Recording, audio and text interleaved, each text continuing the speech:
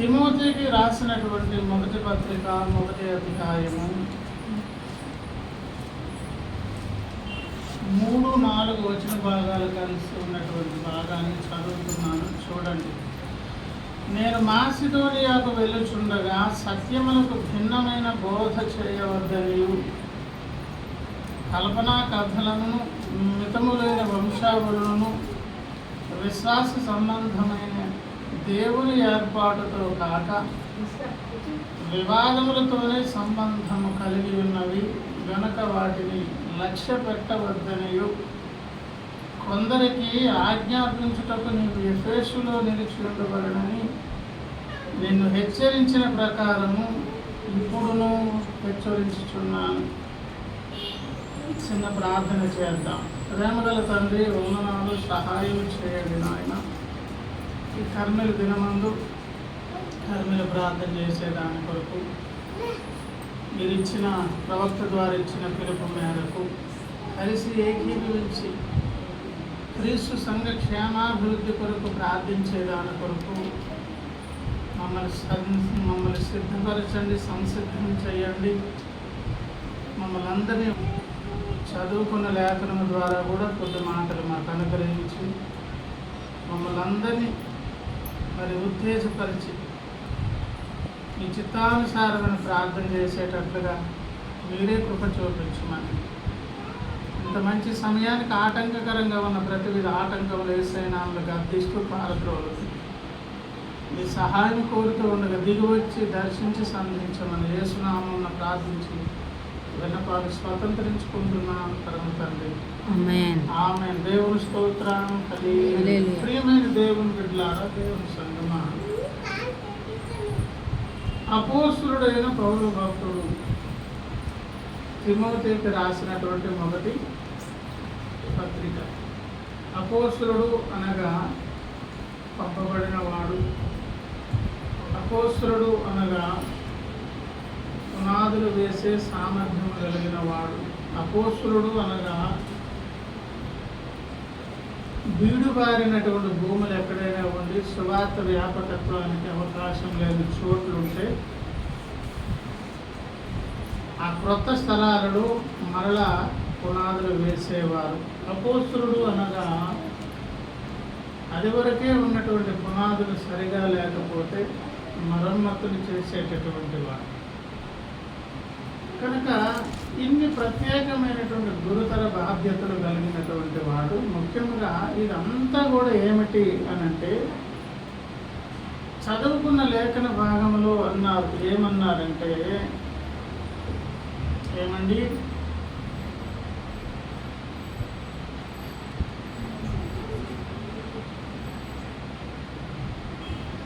దేవుని ఏర్పాటు అని ఒక మాట అక్కడ చదువుకుంటే కృష్ణోక్త కనిపిస్తుంది. ఏమని? గృహ నిర్వాహకత్వం, దేవుని యొక్క గృహ నిర్వాహకత్వం.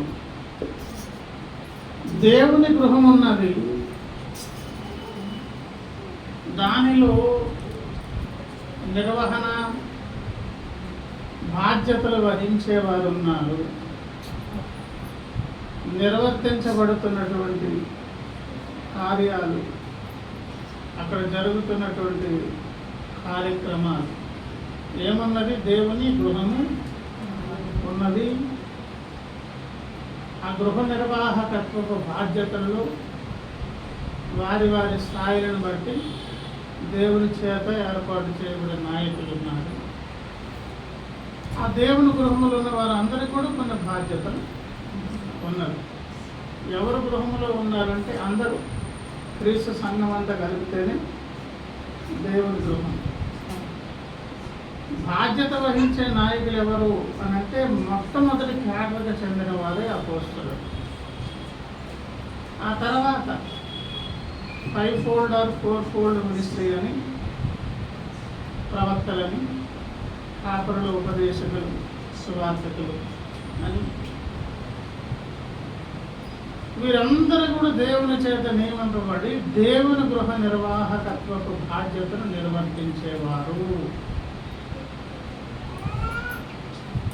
అలాగ పౌలన్న తనకున్నటువంటి బాధ్యతను నిర్వర్తిస్తూ తన క్రింద, తన అధికారం క్రింద ఉన్నటువంటి వారికి లేదా విశ్వాసి తర్వాత సువార్తికుడై ఇప్పుడు కాపరత్వపు బాధ్యతను వహిస్తూ ఇంకాస్త ముందుకు వెళ్ళి హస్త నిక్షేపణ చేసేంత ఉన్నత స్థితికి వెళ్ళినటువంటి తిమోతికి ఈ పత్రిక రాస్తూ ఆ తిమోతికి కొన్ని సంగతులు చెప్తున్నారు. ఏమనంటే, నేను మాసిదోనియాకు వెళ్ళుచుండగా సత్యమునకు భిన్నమైన బోధ చేయవద్దని. ఏమండి, ఆయన మాసిదోనియాకు వెళ్తూ ఉండగా తిమోతికి ఒక బాధ్యత అప్పగిస్తున్నారు. దేవుని సత్యమునకు భిన్నమైన బోధ చేయవద్దని, కల్పనా కథలను, మితము లేని వంశావళులు, విశ్వాస సంబంధమైన దేవుని ఏర్పాటుతో, అంటే దేవుని గృహ నిర్వాహకత్వమునకు చెందినవి కానీ భిన్నమైన బోధలు ఉన్నవి. ఆ భిన్నమైనటువంటి బోధనలు చాలా ఉన్నవి. అందులో ఒక కేటగిరీ దేవుని గృహ నిర్వాహకత్వపు, దేవుని విశ్వాస సంబంధమైన దేవుని ఏర్పాటులోనికి చెందని బోధలు కొన్ని ఉన్నవి. అవి భిన్నమైన బోధలు. దేనికి భిన్నమైనవి? విశ్వాస సంబంధమైనవి కావు. దేవుని యొక్క గృహ నిర్వాహకత్వంలో అవి భాగస్వామ్యం కావు. కాకపోయినా కూడా చాలా సీరియస్గా వాళ్ళు ప్రకటిస్తుంటారు, బోధిస్తుంటారు, సంఘాలు కడతారు. అది చాలా గొప్ప పరిచర్యలాగా అనుకుంటారు.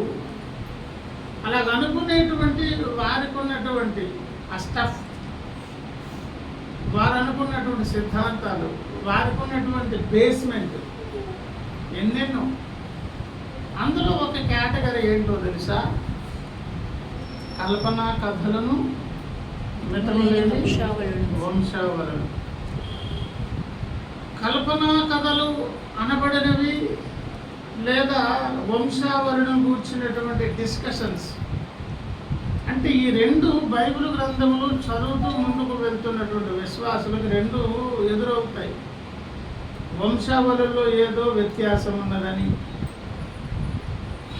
అలాగే కొన్ని కథలు చెప్తారు. అవి నిజానికి బైబిల్ యొక్క క్రమశిక్షణకు, బైబిల్ పరిధికి చెందినవి కావు. కొన్నిసార్లు నిజానికి, నిజము కంటే, సత్యము కంటే కూడా కల్పించిన కథలు చాలా అద్భుతంగా, ఇంట్రెస్ట్గా, గొప్పగా కనిపిస్తాయి. కొన్నిసార్లు నిజము, సత్యము కూడా దాని మీద కనిపించదు అన్నమాట. అలా కల్పిత ఉదాహరణ కూడా చెప్తాను. నాకు ఒక ఆయన మాట్లాడుతూ, గొల్గొతా పర్వతం దగ్గర యేసయ్య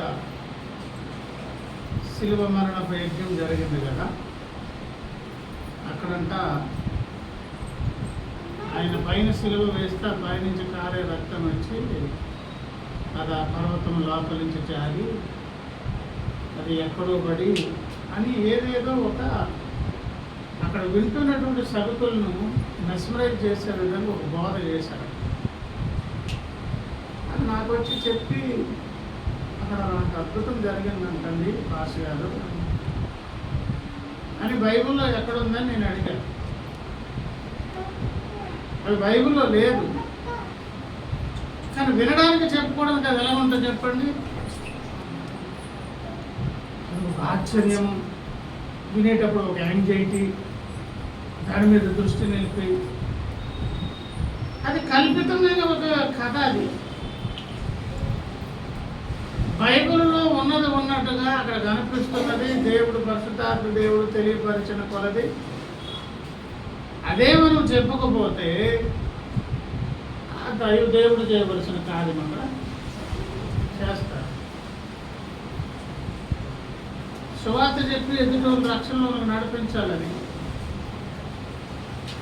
నేను ప్రారంభపు దినాల్లో ఉండేటప్పుడు ఒకసారి సువార్త జరుగుతూ ఉండగా ఒక బ్రదర్ ఏమో ఒక అబద్ధం చెప్పాడు. ఎలాగంటే ఒకప్పుడు నేను సువార్తను వ్యతిరేకించి విభేదించేవాడును. ఆ టైంలో కొంతమందిని దూషించాను, కొట్టాను అని. అప్పుడు మా పెద్ద చెల్లి ఆయన పక్కన గురించి అంతా అయిపోయిన తర్వాత ఎప్పుడు కొట్టావు, ఎవరిని దూషించావు, ఎక్కడ జరిగింది అంటే అది కాదక్క అంటే కొంచెం స్ట్రాంగ్గా సువార్త ఎలా ఉంటుందంట, ఇలాంటి కొన్ని చెప్తే ఏమవుతుందంటే సువార్త బలంగా ఉంటుంది, పటిష్టంగా ఉంటుంది, రాసి సిమెంట్లా ఉంటుందని. అబద్ధాలు లేనిపోని చెప్పకూడదు. వాటిని ఏమంటారు? కల్పిత కథలు. బైబిల్లో ఏమున్నదో అదే చెప్పండి. అది సఫలీకృతముగా, ఫలభరితంగా, ప్రయోజనకరంగా, దైవకార్యంగా అది ఎవరు మలచాలి? దేవుడు. దేవుడు రాసిన విధానంలోనూ ఆయన చేయదలుచుకున్న విధానంలోనూ మానేసి అంతకంటే మెరుగ్గా నువ్వు తీర్చిదిద్దుతాను అనుకున్నావు అనుకో, అంటే నీ దృష్టిలో దేవుని కంటే మెరుగైన జ్ఞానం నీ దగ్గర ఉన్నదని. అప్పుడు నీకంటే కూడా తక్కువగా ఎవరు ఆలోచించి ఉండాలా? అంటే నీ జ్ఞానాన్ని ఇప్పుడు ఎవరు అందుకోలేదంట. అంటే దేవుని కంటే మెరుగ్గా నువ్వు ఆలోచిస్తావా? కల్పనా కథలన్నీ ఫ్యాక్ట్ కంటే కూడా అబద్ధం చాలా అట్రాక్టివ్గా కనిపిస్తుంది. అట్రాక్ట్ చేసి ఏదో ఒక విధంగా అక్కడ కార్యం సఫలం చేయాలి అని అనుకొని నువ్వు టాలెంట్ అంతా ఉపయోగించేవాళ్ళు తెలివితేటలన్నీ. దేవుని గృహ నిర్వాహకత్వంలో, ఏర్పాటులో సువార్త ఏం సువార్త చెప్పాలి, ఎలాగ ఆవిష్కరించాలి, ఏ విధానంలో చెప్పాలి, నీ పనేది నువ్వు చేసుకపోతే దేవుడు స్థాపించిన విధానంలో ఆయన చేయదలుచుకున్న కార్యం ఆయన. సువార్త నువ్వు చెప్పినందుకు ఫలం వస్తుందా, దేవుడు చేస్తే ఫలం వస్తుందా? కనుక మాసిదోనియాకు వెళ్తున్నటువంటి సందర్భంలో పౌలన్న తిమోతితో చెప్తున్నాడు, బాబు దేవుని గృహ నిర్వాహకత్వానికి చెందని అనేక కేటగిరీకి చెందినటువంటి దేవుని ఏర్పాటులోని లేని కొన్ని బోధలు ఉన్నవి. అవి భిన్నమైన బోధలు. ఆ బోధనలో ఒక కేటగిరీ ఏంటి? వంశావళులను కూర్చున్నటువంటి కొన్ని డిస్టర్బెన్సెస్ ఉంటాయి. ఒక దగ్గర ఒకలాగా, ఇంకొక దగ్గర ఒకలాగా. ఈ రెండు క్లాష్ వచ్చేటప్పుడు ఇదేంటిది అని కూర్చొని దాని గురించి పెద్ద డిస్కషన్ పెట్టుకొని ఆ వేదాంతం అంతా తేలే వరకు నేను ముందుకు నడవనన్నట్లుగా దాని గురించి ఏదో పరిశోధనలు చేస్తూ సమయాన్ని, జీవితాన్ని దానికే ఖర్చు పెట్టి దానికి అట్రాక్ట్ అయ్యే ఒక సమాజాన్ని తయారు చేసుకొని మేము చాలా ఏదో బైబిల్లో కొన్ని ఏవో పట్టుకున్నాం, ఇవన్నీ మిస్ అయ్యి ముందుకు వెళ్ళిపోయారని ఎదుటను విమర్శిస్తూ ఎదుటనున్నటువంటి వ్యక్తులు తామేదో గొప్పలము జ్ఞానులు అనుకుని ఆగిపోయే ప్రమాదం అన్నది. ఆనాటి వారి కొరకు నువ్వు ఇక్కడ ఉండు ఆమె తిమోతిని హెచ్చరిస్తూ ఏమంటున్నారంటే, ఏమండి కల్పనా కథలను, మితములైన వంశావళులను, విశ్వాస సంబంధమైన దేవుని ఏర్పాటుతో కాక వివాదములతోనే సంబంధము కలిగి ఉండేవి. అందులోకి వెళ్తే ఆ డిస్కషన్లో కూర్చుంటే అటువంటి సంఘము ఏదైనా ఒకటి స్థాపించబడితే అక్కడ వచ్చే రిజల్ట్ ఏంటో తెలుసా? వివాదాలు, గొడవలు తెగనటువంటి ఆ డిస్కషన్కి ఒక అద్దు పద్దు, ఒక అంతు దరి ఉండదు అనమాట. అలాగే దాని గురించి డిస్కషన్ చేసి చేసి చేసి తెగదది. వివాదం అంటే అర్థం ఏంటి? నువ్వు అన్నది ఎదుటోడు ఒప్పుకోడు, ఎదుటోడు అన్నది నువ్వు ఒప్పుకోవు, వానికి రైటు, నీకు రైటు. ఈ తెగన గొడవ ఎంత దూరమైనా, ఎన్ని రోజులైనా అది డిస్టర్బెన్స్గా, వివాదంగానే మిగులుతుంది. దానివల్ల ఏమవుతుందో తెలుసా? వ్యక్తిగత భక్తి ప్రక్కకు పోతుంది, అప్పగించిన బాధ్యత ప్రక్కకు పోతుంది, దేవుడు అనుకున్నది చేయదలుచుకుంటే పక్కకు పోయి అనవసరమైన పిడకల వేయడానికి తయారవుతుంది అని చెప్పి ఏమన్నారు, అవి దేనికి సంబంధించినవి? వివాదములకు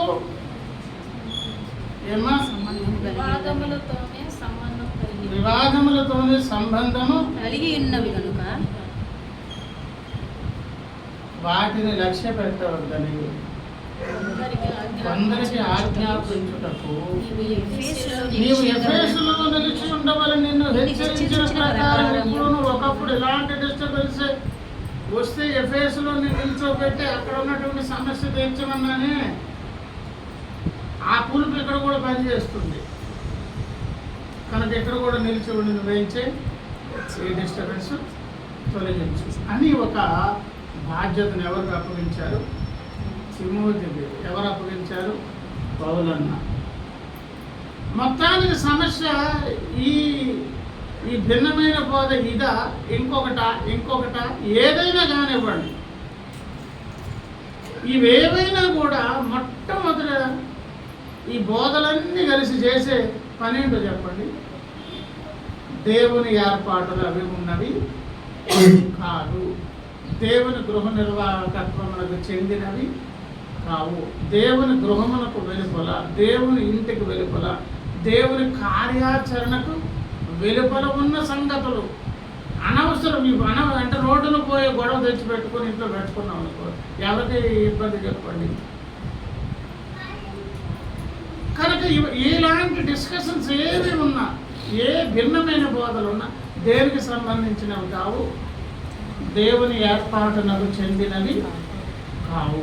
మెట్టుకైతే ప్రభునందు ప్రియులారా, దేవుని ఏర్పాటునకు వెలుపల ఉన్న ఏ బోధ అయినా దైవ సత్యమునకు విరుద్ధమైన భిన్నమైన బోధ, అది ఎక్కడ ఉన్నా ఎప్పుడు ఉన్నా దానిని ఖండించవలసినటువంటి బాధ్యత తప్పకుండా దేవుని గృహ నిర్వాహకత్వంలో ఉన్నటువంటి అందరికీ అది బాధ్యత. విశ్వాసుల, సువార్థికుల, సేవకుల, కాపరుల, ఉపదేశకుల, ప్రవక్తల, అపోస్తుల వీరందరి బాధ్యత.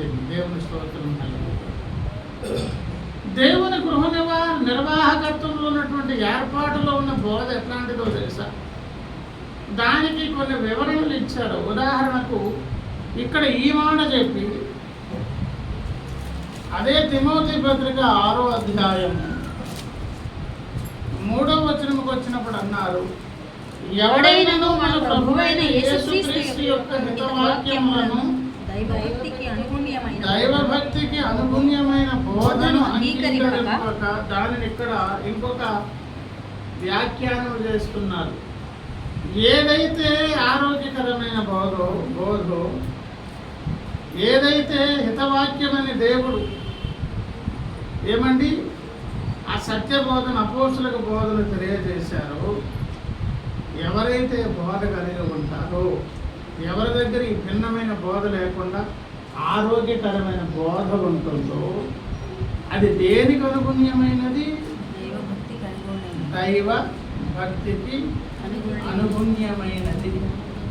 ఒకవేళ ఈ ఆరోగ్యకరమైన బోధకు ఎవరైనా దూరం అయితే ముందు వాళ్ళు ఏం కోల్పోతారు చెప్పండి? ఇంకా వాళ్ళకి దైవ భక్తి, భయము, భీతి ఉండదు. వాళ్ళు దేవుని భక్తులు, దేవుని యొక్క భయభక్తులలో పెరిగేవారు అనే గుంపులో ఉండరు, సెపరేట్ అయిపోతారు. ఏమో డిస్కషన్స్ పెట్టుకొని వాగ్యవాదాలు చేసుకొని ఏదేదో చేసి దేనికి అనుగుణ్యమైనది? దైవ భక్తికి. దైవ భక్తి చేస్తే లాభం ఏంటి?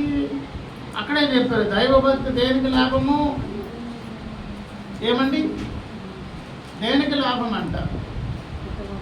4వ అధ్యాయం 8వ వచనం, శరీర సంబంధమైన సాధకము కొంచెము మట్టుకే ప్రయోజనకరమైన దైవ భక్తి ఇప్పటి జీవమునకును రాబో జీవములో విషయములోను దేనితో కూడినది.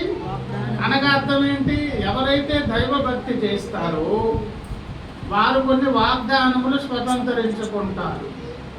ఆ వాగ్దానములు 2 స్థలాలలో పొందుకుంటారు. భూమి మీద బ్రతికి ఉండినప్పుడు ఇప్పటి జీవానికి అవి పనికొస్తాయి, రాబో జీవానికి కూడా పనికొస్తాయి. ఆ వాగ్దానాలు ఎవరైనా కావాలి, నాకు కావాలని ఆశపడుతున్నారా, వారు ఏ సాధన చేయాలి? దైవ భక్తి సాధన చేయాలి. ఎవరైతే అది చేస్తారో ఇప్పటి జీవము విషయంలోనూ రాబో జీవము విషయంలోనూ వాగ్దానంతో కూడినదైనందున అన్ని విషయంలో ప్రయోజనకరమవు. అన్ని విషయాలంటే ఎలా చెప్పండి? ఒక మనిషి ఉన్నాడు, నడినెత్తి మొదలుకొని అరికాలు వరకు అవయవాలన్నీ ఆరోగ్యకరంగా, అందంగా, చక్కగా, మంచి నిర్మాణాత్మకంగా ఉంటే ఏమండి? లేదు ఒక పొలంలో పంట వేసాం, ఏమండి? చాలా మొక్కలు వేసాం, అన్నిటికీ ఒకేలాంటి సారము, ఆరోగ్యకరమైన సారము, మంచి ఎదుగుదల, చక్కని పుష్టిక, పచ్చగా మంచి ఫలము. అన్ని విషయాలలో నీ భౌతిక జీవితం, ఉద్యోగ వ్యాపారాలు, చదువు వ్యవహారాలలో, నువ్వు చేసేటటువంటి పరిపాటుల్లో, నీ కుటుంబ వ్యవస్థలోని, నువ్వు సమాజంలో ఉన్న, సంఘంలో ఉన్న, నువ్వు ఏమి తలపెట్టినా అన్ని విషయాల్లో ప్రయోజనకారిగా ఒక భక్తుడు ఉండాలంటే ఏం చేయాలంటే, ఏం సాధన చేయాలి? దైవభక్తి సాధన. దైవభక్తి సాధన దేనికి పనికొస్తుందన్నారు? ఏమండి? భక్తి అనే దాని కొరకు ఏంటన్నారు అక్కడ 6వ అధ్యాయం 3లో, దైవ భక్తికి అనుగుణ్యముగా ఉపయోగపడుతుంది. అలా ఉపయోగపడాలంటే ఏ బోధ చేయాలంటే, ఏ బోధ కలిగి ఉండాలి? హితవాక్యం అనే బోధ, ఆరోగ్యకరమైనటువంటి బోధ. అంటే ఇప్పుడు ఎవరైతే భిన్న బోధ చేస్తున్నారో, వేరు వేరు కేటగిరీకి చెందినటువంటి బోధలు చాలా ఆశ్చర్యచరిత్రలు చేసే గొప్ప గొప్ప బోధల్లా కనిపించేవి వింటున్నారు, చేస్తున్నారా, అటువంటి సంఘాలు కొనసాగుతున్నావో వారు దేని ఏ సాధన చేయట్లేదు? దైవభక్తి సాధన లేదు. ఇప్పటి జీవితంలో కూడా దేవుడు దూరంగా ఉన్నారు. రాబో జీవితానికి వెళ్తారో లేదో కూడా తెలియదు. అన్ని విషయాలు అది ప్రయోజనం, కానీ దానినే మరలా తీసుకువచ్చు అన్నారు. మొదటి తీతుకు రాసినటువంటి పత్రిక కూడా చూడండి. తీతుకు రాసినటువంటి పత్రిక 1వ అధ్యాయం 9వ వచనములు అన్నారు, తాను హితబోధ విషయమై జనులను హెచ్చరించుటకును. అంటే ఎక్కడైతే హితబోధ, ఆరోగ్యకరమైన బోధ ఉంటుందో అది ఆరోగ్యకరమైనది కనుక, అది దైవభక్తికి అనుగుణ్యమైనది కనుక, ఇప్పటి జీవానికి రాబో జీవానికి కూడా అది ప్రయోజనకరము కనుక, అటువంటి భక్తి సాధన చేసేవారు వాగ్దాన సంబంధమైన మేలును పొందుతారు కనుక, అది దేవుని ఏర్పాటులో ఉన్నది కనుక, ఆ ఆరోగ్యకరమైన బోధ కనుక వారు ఏం చేయవచ్చు? హెచ్చరించవచ్చు. ఎదురాడవారి మాటలను ఖండించేదాని కొరకు అవకాశం ఉన్నది. శక్తిమంతులు అగునట్లు అన్నారు కదా. అంటే అర్థం ఏంటి? ఎవరికి పడితే వాళ్ళకి దేవుడు శక్తి ఇవ్వరు. ఆరోగ్యకరమైన బోధ కలిగినటువంటి వారికి ఆ సామర్థ్యము, ఆత్మాభిషేకాన్ని, ఆ నడిపింపును, లేఖన ప్రత్యక్షతను పరిశుద్ధాత్మ దేవుడు ఇస్తారు. కొన్నిసార్లు ప్రవక్త మాటలు కొంతమందికి, ఏ ప్రపంచం నేను ఒక్కడే తెలివైనడో జ్ఞాన అని ఎదుటోళ్ళు అనుకునేటట్లుగా అనిపిస్తుంది. నిజానికి ఆయన కాదు, ఆయన ఆరోగ్యకరమైన బోధ కలిగి ఉన్నారు కనుక ఏమండి, హెచ్చరించిన, గద్దించిన, బుద్ధి చెప్పిన, ఖండించిన ఆ సామర్థ్యం అంతా ఎవరిస్తున్నారు? పరిశుద్ధాత్మ దేవుడు డీల్ చేసి కూర్చుంటున్నారు. మరి పరిశుద్ధాత్మ దేవుడు కూర్చొని ఒక పక్షాన్ని ఉంటే అవతల మంది 9 మంది కూర్చున్నారు, 90 మంది కూర్చున్నారు, లెక్కలోకి ఏమొస్తుంది? వారందరూ మానవ జ్ఞానంతో మాట్లాడతారు. ఇక్కడ ఎవరు మాట్లాడుతుంటారు? దేవుని నడిపింపులు. ఇప్పుడు ఆయనకున్నటువంటి అతిశయము ఆయన సొంత జ్ఞానం కాదు. లోపల ఎవరు కూర్చున్నారు? పరిశుద్ధాత్మ దేవుడు ఎప్పుడు వచ్చి కూర్చుంటారంటండి? ఎవరైతే ఆరోగ్యకరమైనటువంటి బోధ, అక్కడే చదివాం. ఏం చదువుకున్నాం? ఏంటంట? హితబోధ విషయమై ఏమని? తాను హితబోధ విషయమై జనులను హెచ్చరించుటకును అంటే ఎప్పుడైతే నీవు హితబోధ కలిగి ఉన్నావో హెచ్చరించే సామర్థ్యం వస్తుంది, గద్దించే సామర్థ్యం వస్తుంది, ఉపదేశం చేసే సామర్థ్యము వస్తుంది, ఖండించే శక్తి గల వారు అవుతారు. ఉపదేశమును అనుసరించి అని నమ్మదగిన బోధన అక్కడ ఇంకొక మాట అన్నాడు, నమ్మదగిన బోధన గట్టిగా చేపట్టుకుని వాడునై చేపట్టుకుని. ఉండవలెను. అది ఎలాంటి బోధ? నమ్మదగిన బోధన. నమ్మదగిన బోధ. అంటే మిగతా బోధన ఏం కాదు. ఇప్పుడు చెప్పండి, దైవ భక్తికి అనుగుణ్యమైనవి ఇతరమైన బోధలు, విభిన్నమైన బోధలు భక్తికి పనికిరావు. ఎక్కడైతే ఆరోగ్యకరమైన బోధ ఉన్నదో అది ఎలాంటి బోధ అంటే నమ్మకమైన బోధ. ఎందుకదో తెలుసా? దాన్ని నమ్ముకుని ఎవడు నాశనం కాడు. దాన్ని నమ్ముకున్న వాడు తప్పకుండా వాగ్దానాలు స్వతంత్రించుకోండి. ఏసైతో ఉంటారు, భూమి మీద ఉండగా సత్యం పక్షంగా నిలుస్తారు. దాన్ని మనం ఏం చేయాలి? గట్టిగా పట్టుకోవాలి. ఇంత చెప్పాక బోధ అంటే ఏంటో తెలుసా? ఒక పౌలన్న తిమోతికి హెచ్చరించినట్లు క్రీస్తు సంఘమును దేవుడు హెచ్చరిస్తున్నారు. దేవుని ఏర్పాటులో లేని, దేవుని బైబిల్ గ్రంథములో ఆయన గృహ నిర్వాహకత్వపు కార్యములో లేని, నిన్ను నన్ను ఆశ్చర్యచకితులు చేసేటటువంటి కల్పనా కథలు, అనవసరమైన డిస్కషన్స్, వివాదాలకు సంబంధం ఉన్నటువంటి బోధలు తెచ్చిపెట్టుకొని అలాంటి ఒకవేళ ఉంటే అవి దైవ భక్తికి పనికిరావు. అటువంటి బోధను నమ్ముకున్న వారు నష్టపోతారు. ఆ ఆరోగ్యకరమైన బోధ లేనప్పుడు దేవుడు చేసిన వాగ్దానాలు స్వతంత్రించుకోలేరు. అలా ఎవరైతే స్వతంత్రించుకోగలుగుతారు అంటే ఆరోగ్యకరమైన దేవుని బోధ కలిగిన వారు దేవుని స్తోత్రం. మొదటి విషయం, అది మనకు ఉన్నదా లేదా?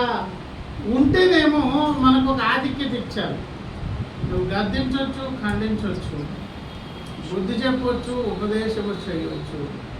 అది ఆరోగ్యకరమైన బోధన కనుక దాని పక్షాన నీవున్న స్థానంలో నిలుస్తున్నావు కనుక శక్తిమంతులు ఉన్నట్లుగా సామర్థ్యం ఎవరిస్తారు? దేవుడు ఇస్తారు. దేవుని స్తోత్రం. అయితే ఈ పని చేసే ముందు ఒక పని చేయి.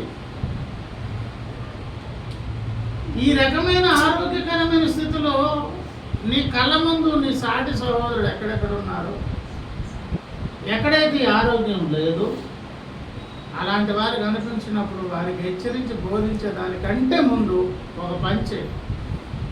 నువ్వు హెచ్చరిస్తే, నువ్వు ఖండిస్తే, నువ్వు నేను బోధిస్తే అవతలేం సెటరేట్ కాదు. సువార్త ఫలించాలన్నా, ఒక హెచ్చరిక అనేది ఫలించాలన్నా ఎవరు దిగి వచ్చి కార్యం చేయాలి?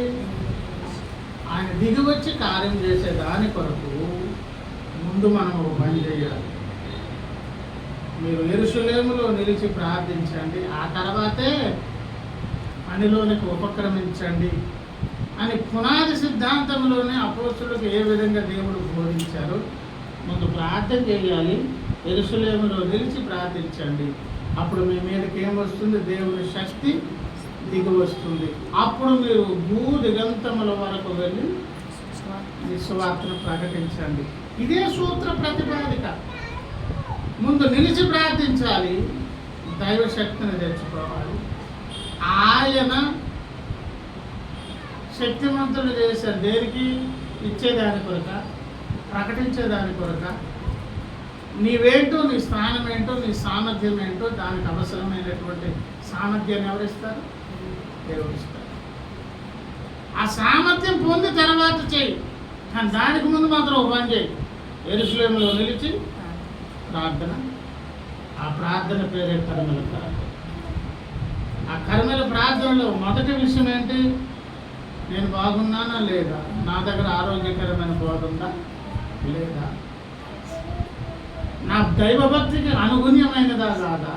ఈ బోధను నమ్మి నేను క్షేమంగా ఉండగలుగుతానా లేదా? ఇది నమ్మకమైన బోధ కాదా అని పరీక్షించుకుంటే ఈ తరమంది ఆ బోధ దేవుడు పంపిన ప్రవక్త ద్వారా ఈరోజు మనకు అందుతుంది. దేవుడి స్తోత్రం. అందరం బట్టి ఆనందిస్తూ గర్వించక మన సాటి సహోదరుల కొరకు మొదట ఏం చేద్దాం? ప్రార్థన చేద్దాం. దేవుని శక్తి వచ్చి ప్రార్థనకి సపోర్ట్ చేయాలి. మనకున్న పరిధి మీద ఈ మహాపరిచర్య కొరకు మన వంతు పనిలో సహకారులుగా మనము ఉండాలి. మెట్టుకైతే దీని వెనక కార్యం ఏంటి చెప్పండి? మన సాటి సహోదరులకు కూడా కన్నులు తెరవబడి వారున్నటువంటి ఆ భిన్న బోధల నుంచి బయటకు రావాలి అనే ప్రార్థన పేరు ఏం ప్రార్థన? కర్మలు. కనుక ఇది చాలా ముఖ్యమైనటువంటి బాధ్యతాయుతమైన పని. కర్మల ప్రార్థనలో లేని వారు దేవుని సైన్యంలో లేదని కళాఖండిగా ప్రవక్త చెప్పాడు. ఈరోజు కర్మల ప్రార్థనకు రాకుండా నీకు ఎంత తలకాయలో జ్ఞానం ఉన్నా, ఎన్ని విశేషమైన సంగతులు తెలిసిన, అసలు కర్మల ప్రార్థనలో పాలు పంపును పొందనటువంటి వారు మరి ఈ మినిస్ట్రీలో, ఈ పరిచర్యలో వారి కీలకమైన వ్యక్తులు కానే కాదు. ఏదో సగటు ఇతర విశ్వాసుల వల్లే వాళ్ళు కూడా విశ్వాసులే, తమ భక్తిని కాపాడుకుంటున్నారు, రేపు పరలోకానికి వస్తారు. అంతేగాని బహుమానములకు పాత్రలు కావాలంటే తప్పకుండా సైన్యంలో ఉండాలి. ఆ సైన్యంలో సైనికుడు చేసే గొప్ప గొప్ప పనులు ఇది గొప్ప పని ఏంటో తెలుసా? మా సాటి వారికి కూడా ఈ భాగ్యాన్ని ఇవ్వండి తండ్రి. అలాగే ఇచ్చేదాని కొరకు మీరు దిగిరండి, మీరు రావడం కొరకు ప్రార్థన చేసుకున్నాం. నన్ను కూడా ఏదైనా పని చేయమంటే ఆ సామర్థ్యం ఇవ్వండి. మీరు ఇచ్చిన పరిధి మేర నా వంతు కూడా పని చేస్తాను అని ఒక్కొక్కరి నుంచి చేసే ప్రార్థన పేరు ఏం ప్రార్థన? కర్మల ప్రార్థన. ఇటువంటి బాధ్యతాయుతమైనటువంటి వైఖరితో దేవుడి మీద ఆధారపడుతూ మన సాటి వారి మీద ప్రేమ కలిగి సత్యం వారు తెలుసుకోవాలని ప్రార్థించే ప్రార్థన పేరే కర్మల ప్రార్థన. రండి పరీక్షించుకుంటూ ప్రార్థన మనం కూడా పరీక్షించుకుందాం. కర్మల ప్రార్థన చేద్దాం. దేవుడి మాట దేవుడు ప్రార్థన చేసుకుంటాం.